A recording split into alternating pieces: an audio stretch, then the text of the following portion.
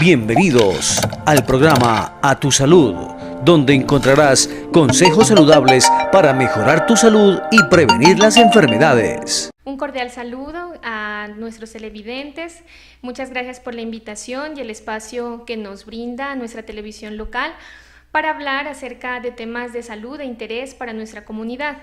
Mi nombre es Elizabeth Bastidas, yo soy médica general y de terapias no farmacológicas y en este día he querido participar en el programa hablando de una condición que es muy frecuente a la que le denominamos lumbago o lumbalgia. Entonces, primero debemos conocer que el lumbago es la sensación de molestia o dolor que presentamos nosotros en la zona que comprende entre la parte inferior de las costillas y la parte superior de la región glútea. Es muy importante hablar de este tema ya que es una patología muy frecuente. Se dice en estadísticas que 8 de cada 10 personas van a presentar o lo han presentado en algún momento de su vida. Cuando hablamos de lumbago, nosotros hablamos en general de un síntoma que debemos estudiar y debemos determinar las causas para dar el tratamiento. Cuando hablamos de dolor lumbar, nosotros lo podemos clasificar como un dolor no radicular, que significa que solamente se localiza en esa región que habíamos explicado, en la parte posterior entre las costillas, la región inferior de las costillas y la parte superior glútea. Podemos también encontrar un dolor que es radicular cuando ese dolor se irradia a uno de los miembros inferiores o lumbociático. O podemos hablar también de un dolor lumbar complejo cuando es el que se produce por un traumatismo en la zona lumbar que va a requerir pues un tratamiento más especializado, y también conocemos ahora de un dolor lumbar que no es orgánico, que no tiene ninguna de las causas que hemos mencionado y que tiene que ver sobre todo con ansiedad y factores como el estrés. Entonces hablemos de cómo está formada anatómicamente esta zona.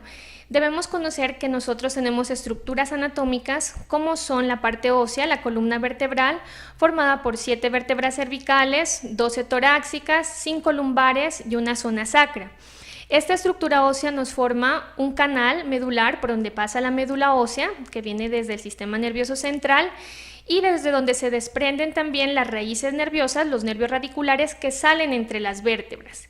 También encontramos músculos paravertebrales, otros músculos en la región lumbar como es el dorsal ancho, que tienen que ver todas estructuras en diferentes funciones. Una muy importante como son la movilidad del tronco, movilidad de flexión, extensión, de lateralización, también inervación, a través de las raíces nerviosas se llevan todos los impulsos a diferentes partes de nuestro cuerpo. Dentro del dolor lumbar entonces nos vamos a centrar en esa zona y podemos encontrar que cualquiera de estas estructuras se puede ver afectada y generarnos el dolor del que estamos hablando.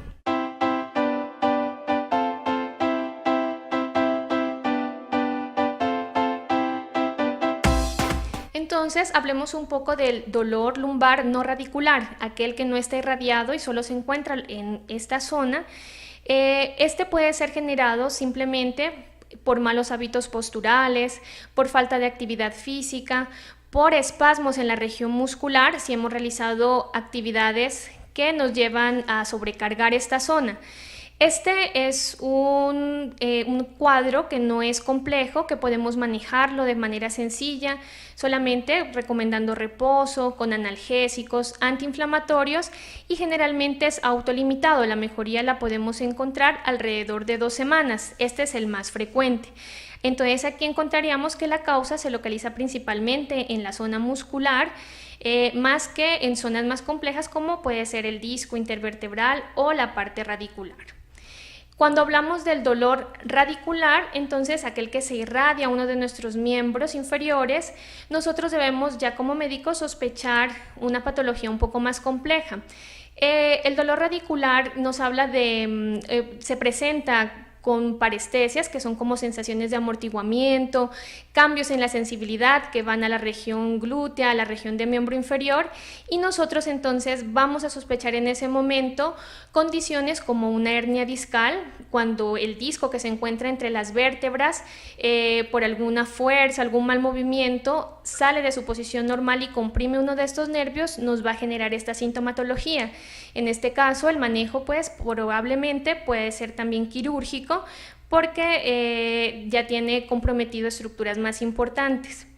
Y también podemos nosotros hablar cuando tenemos un traumatismo, evidentemente vamos a actuar de una forma más inmediata, ya que en ese momento debemos inmovilizar a nuestro paciente, tomar los exámenes paraclínicos y dependiendo del resultado tomar una conducta probablemente quirúrgica para la mejoría de nuestro paciente.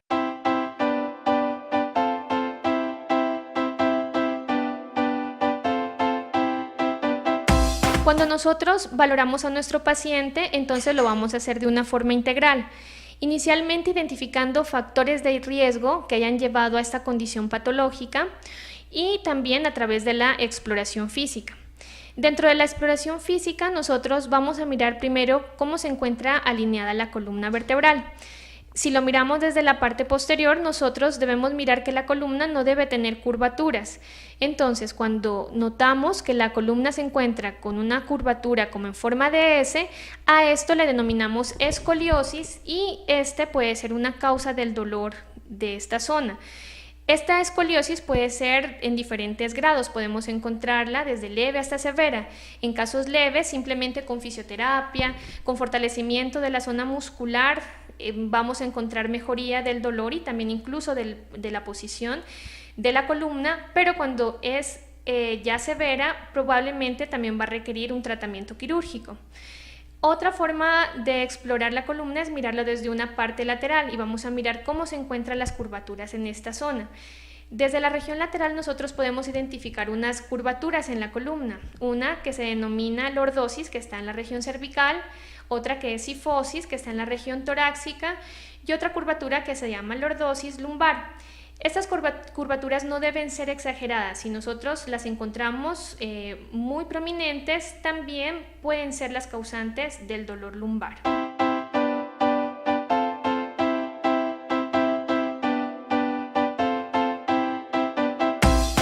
Al abordar a nuestro paciente, también vamos a identificar factores de riesgo como son sus hábitos posturales. Por ejemplo, nosotros cómo realizamos las tareas en la casa, las tareas domésticas.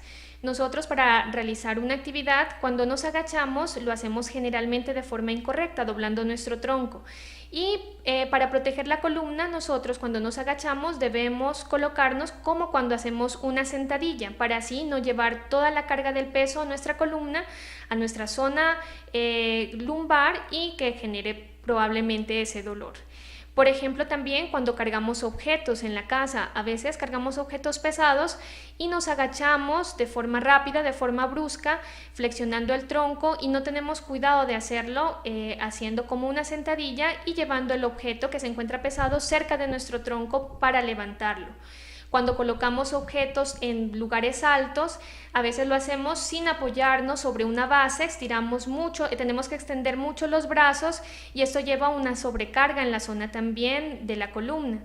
Entonces debemos tener cuidado con actividades tan cotidianas como son ellas.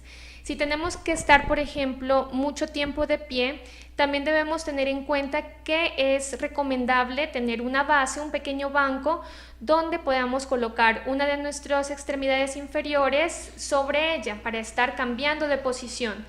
Estos pequeños cambios en nuestras rutinas diarias nos pueden prevenir dolores en estas zonas, porque mejoran la circulación, mejoran la actividad en esta parte y no se generan contracturas musculares.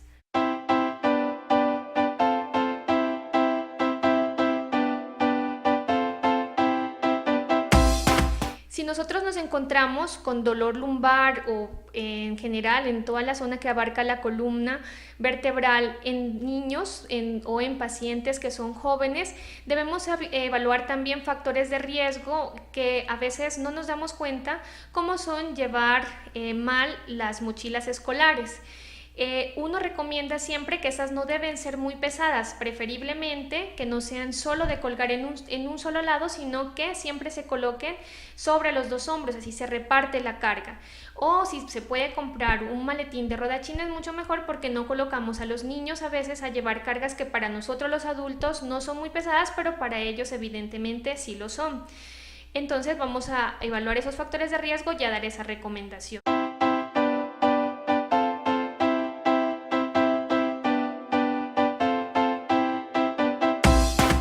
También vamos a evaluar dentro de nuestra consulta los hábitos alimenticios. Un factor de riesgo muy importante es el sobrepeso y la obesidad. Como se ha hablado también en temas previos, este es un factor común de riesgo para muchas patologías. Entonces, cuando nosotros llevamos una dieta balanceada, prevenimos diferentes tipos de enfermedades. Debemos evitar el consumo de azúcares, harinas refinadas, por ejemplo, muchas golosinas, galletas, productos empaquetados, gaseosas. Son productos que no son buenos para nuestra salud y nos aumentan el riesgo de subir de peso, y que eso también nos genere dolor en estas zonas. Factores de riesgo también como tener una actitud sedentaria, ahora que estamos en una era digital donde generalmente permanecemos mucho tiempo frente al computador, a veces a la televisión, aparatos electrónicos como el celular, tablet. Entonces también son un factor de riesgo porque disminuyen nuestra actividad física, y generalmente nos encontramos en una mala postura cuando estamos frente a ellos. Debemos también evaluar en nuestros pacientes con dolor en la zona lumbar qué actividad laboral realizan, ya que nos puede generar también factores de riesgo importante. Por ejemplo, trabajadores en construcción utilizan máquinas como son el taladro, que generan vibraciones fuertes y pueden generar daño en la zona lumbar. Una persona también que trabaja, por ejemplo, en oficina, permanece muchas horas de tiempo sentado frente a un computador y sin realizar pausas activas. Entonces este también sería un factor de riesgo. Debemos también tener en cuenta si nuestro paciente realiza actividad física. Si no realiza deporte, también va a ser un factor de riesgo, ya que también nos puede dar sobrepeso, obesidad, y estos músculos de esta zona se encuentran desacondicionados. Todos estos factores de riesgo deben ser evaluados y debemos dar una recomendación adecuada interviniendo cada uno de ellos, porque de nada va a servir nosotros recomendar solamente un tratamiento farmacológico si no cambiamos estos malos hábitos.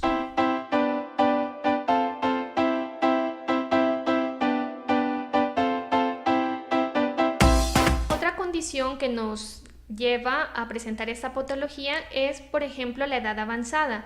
Los pacientes con edad avanzada tienen mayor riesgo de padecer dolores en esta zona, probablemente también por todos los factores de riesgo previos que no fueron abordados de una forma oportuna, y los cambios degenerativos que se van a presentar en la columna vertebral. En ellos podemos encontrar, por ejemplo, ya cambios de artrosis, donde las articulaciones ya se encuentran afectadas.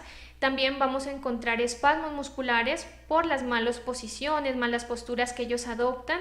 Entonces también nosotros en ellos vamos a intervenir eso. Y un factor de riesgo muy importante que debemos tener en cuenta es el estrés y la ansiedad. Actualmente, a veces en nuestros lugares de trabajo nosotros manejamos cargas laborales muy importantes, y también esto nos lleva a presentar este tipo de patología, y es una importante causa de ausentismo laboral. Entonces nosotros, al evaluar de esta forma integral a nuestro paciente, vamos a dar unas recomendaciones que son oportunas y vamos a obtener mejores resultados.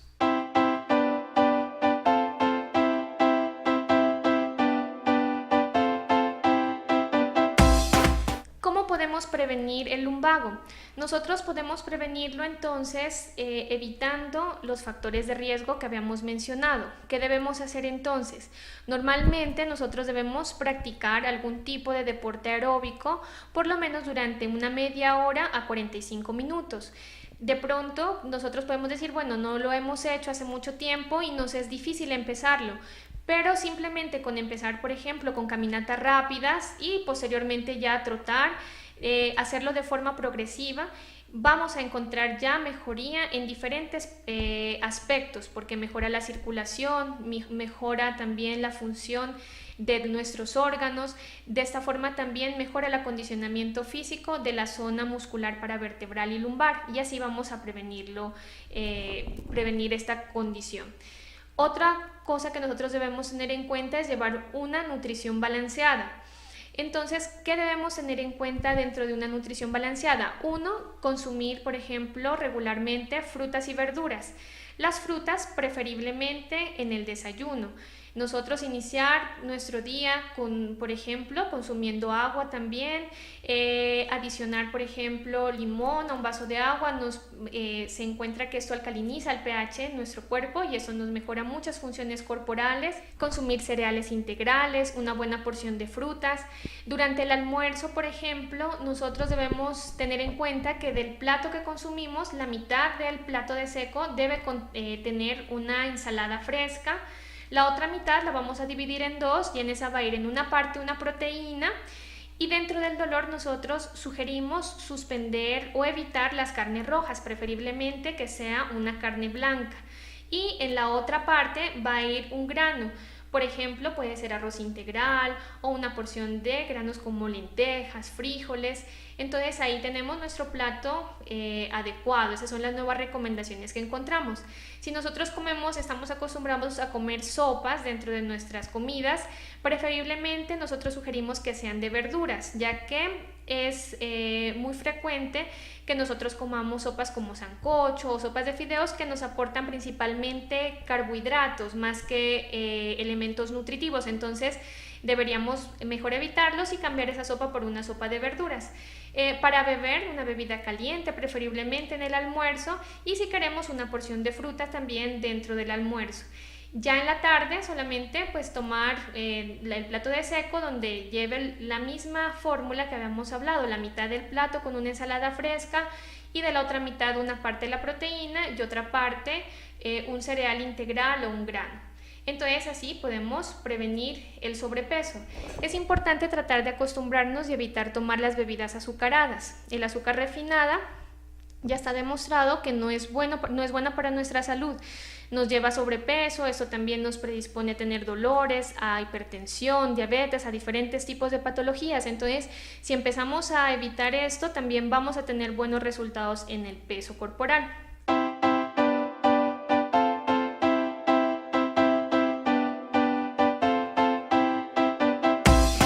Dentro de nuestro trabajo también podemos prevenirlo realizando pausas activas. Por ejemplo, si nosotros trabajamos en una oficina, cada 2 horas tomar una rutina antiestrés. Ahora en las oficinas generalmente se colocan pequeñas rutinas, ya que eso hace parte del sistema de salud que previene enfermedades en los trabajadores. Entonces, por ejemplo, levantarse del sitio de trabajo, hacer movimientos de flexión, extensión del cuello, elevar los brazos, extenderlos, llevarlos hacia adelante, hacer movimientos de flexión, extensión del tronco, rotar el tronco también nos ayuda a nosotros a evitar contracturas musculares y en ese momento vamos a mejorar la circulación y eso nos va a traer muchos beneficios.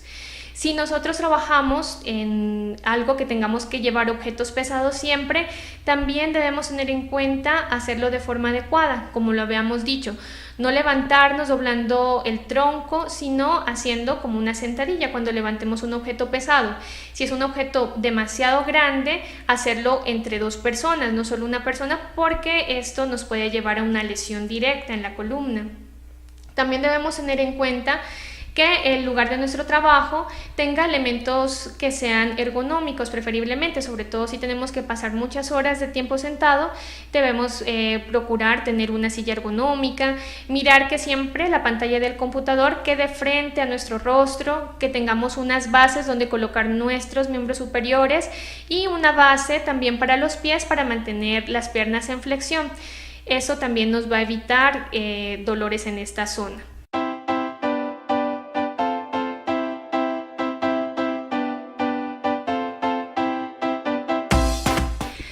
Aparte de empezar con nuestra rutina de ejercicio, también nosotros podemos tener una rutina en nuestra casa de estiramiento y de ejercicios específicos para esta zona. Por ejemplo, si podemos tener una pelota de las que se utilizan en los ejercicios de pilates, nosotros podemos todos los días colocarnos sobre ella y hacer ejercicios de estiramiento, o por ejemplo también ejercicios como colocarnos sobre las manos y las rodillas y llevar la columna vertebral hacia el piso y luego en curvatura hacia el techo nos ayudan a fortalecer esta zona. Realizar ejercicios abdominales también nos van a fortalecer la zona lumbar y de esta forma vamos a empezar a intervenir en el dolor.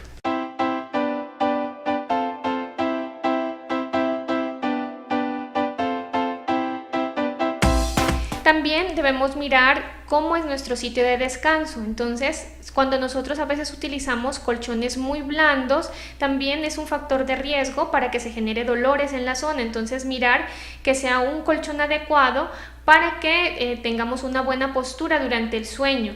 Tener un sueño de aproximadamente 8 horas, tener un buen descanso, también nos ayuda a prevenir este tipo de dolores.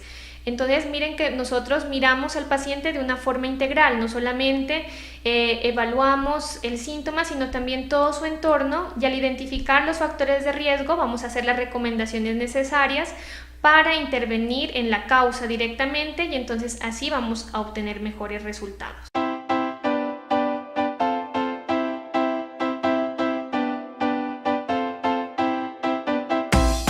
La visión actual del enfoque que debemos tener frente a nuestros pacientes es a través de una medicina integral. Entonces nosotros sabemos que como seres humanos no solamente tenemos una parte física, también una parte emocional. El tratamiento que nosotros debemos tener en cuenta va a tener que abordar todos estos aspectos.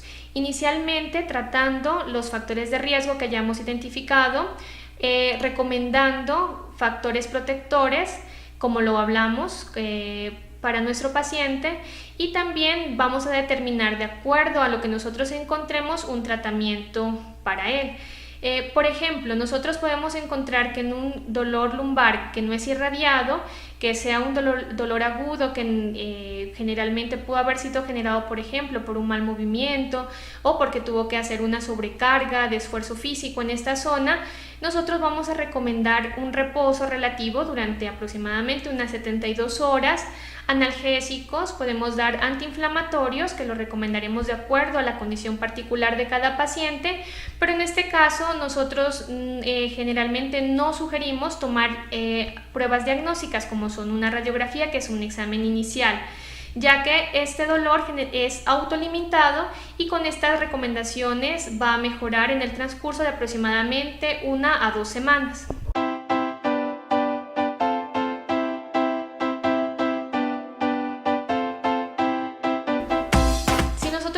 Paciente encontramos, por ejemplo, escoliosis, hiperlordosis o hipercifosis, que son curvaturas anómalas en la columna vertebral, nosotros sí vamos a enviar ayudas diagnósticas para determinar el grado de compromiso y determinar si solo el tratamiento va a ser farmacológico o vamos a requerir apoyo de fisioterapia o a veces apoyo por especialidad para manejo quirúrgico. El examen inicial va a ser una radiografía a través del cual nosotros podemos identificar cómo se encuentran los cuerpos vertebrales, si estos se encuentran en buena posición. A veces encontramos que las vértebras pueden desplazarse una sobre otra, lo que se le denomina espondilolistesis o hernias discales. En este caso solicitaríamos el apoyo con un especialista para dar un tratamiento adecuado a esta condición, y él determinará pues si se piden exámenes más especializados como son una resonancia nuclear magnética de la zona, que ya va a permitir hacer un estudio completo de la parte anatómica y funcional de la columna lumbar.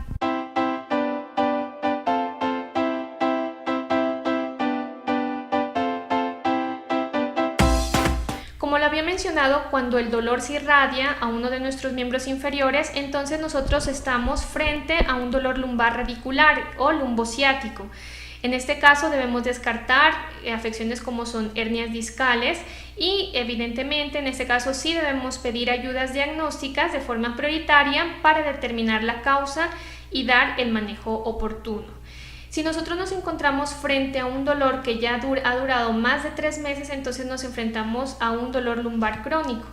Vamos a hacer un abordaje inicial del paciente y en estos pacientes vamos a generalmente requerir también ayudas a través de terapias de rehabilitación física con fisioterapia y también, pues dependiendo del caso, manejo por especialidad.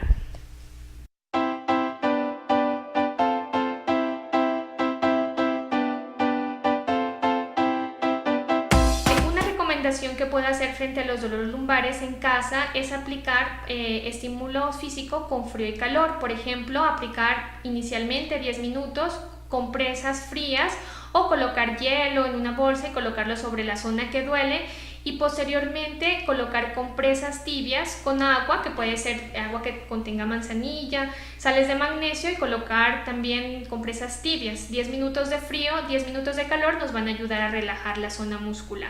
En este programa quiero hablarles de una terapia alternativa que se denomina terapia neural. Esta consiste en aplicar un medicamento que se denomina procaína sobre la zona del dolor. Lo aplicamos en la parte muscular y en forma de pequeñas pápulas en la piel con resultados muy buenos en nuestros pacientes. Tiene una base de actuar a nivel de la membrana celular, actúa sobre los neurotransmisores del dolor y estabiliza esa membrana, y así vamos a encontrar nosotros mejoría, alivio del dolor y también en la función, porque al aliviar el dolor se disminuye la contractura y entonces la funcionalidad va a mejorar. Esta terapia se puede aplicar tanto en los dolores lumbares agudos como crónicos. Incluso si tienen indicación quirúrgica, es un tratamiento complementario para aliviar el dolor. En conclusión, en este espacio hemos hablado del dolor lumbar, de los diferentes factores de riesgo que lo generan, factores protectores que nosotros podemos tener en cuenta para prevenirlo y de diferentes alternativas terapéuticas. Debemos tener en cuenta que cuando se presenta un dolor lumbar, el paciente debe ser valorado por un médico para identificar estas causas y hacer las recomendaciones oportunas, si requiere solo manejo o requiere también ayudas diagnósticas. Para las personas que estén interesadas en terapia neural, me encuentro con mi consultorio en el barrio Progreso frente al hogar infantil, o también estamos trabajando con la doctora Olga Sánchez en su consultorio y nos pueden contactar en estos lugares. Muchas gracias y que tengan un buen día. A tu salud encontrarás consejos saludables para mejorar tu salud y prevenir las enfermedades.